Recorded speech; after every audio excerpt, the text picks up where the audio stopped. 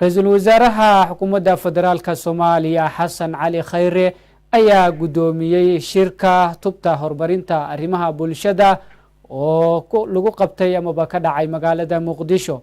Warkaasi waxa inoo eegaysa wariyahayaga Aamina Cadow.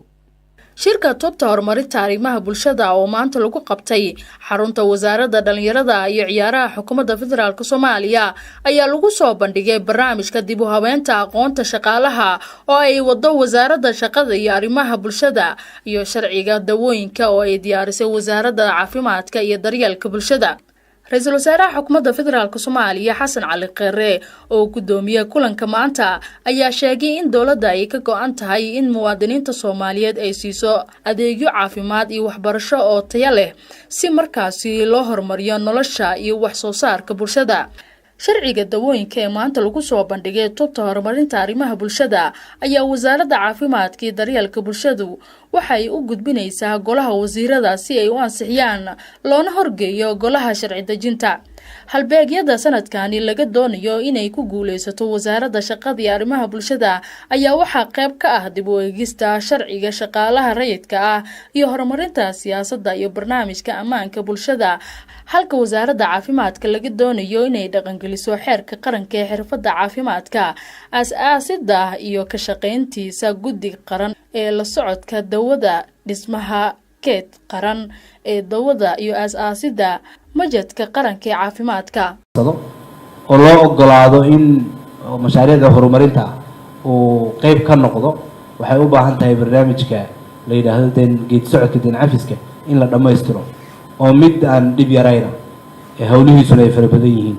waa midka keenaya in la yiraahdo bal horta idinku galaaska haafkeena dakhli iska qaada, canshuur iska ururiya, dawladnimo astaanteed yeesha. hala arko in musuqu uu ma garanaysaa mid wax laga qaban karaya, inaa wax haddaan iska daaya ama wax qaadataan si sax oo sharciga ku shaqeeya.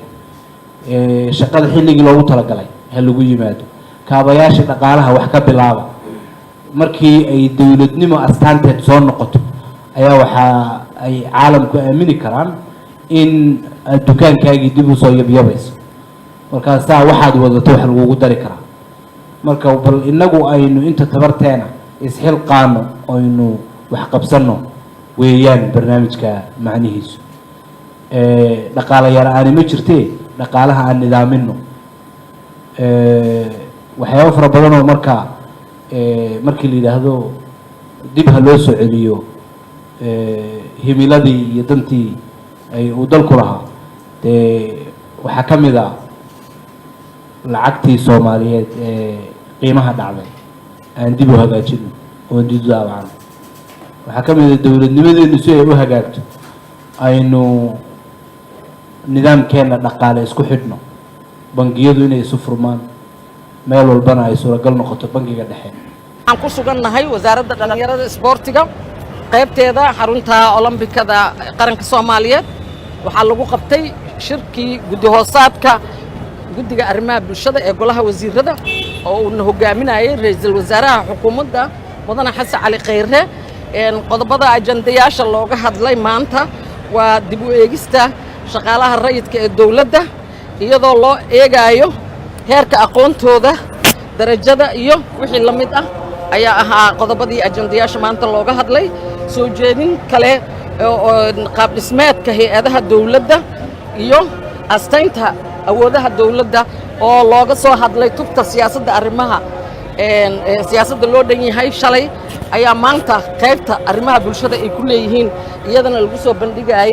waxaa kaloo lagu soo bandhigay sharciga daawada oo ay soo gudbisay iyadana wasaaradda caafimaadka, taasoo guddi ahaan arrimaha bulshada maanta loo dulmaray si loogu gudbiyo golaha wasiirada oo uu maro akhrintii koowaad.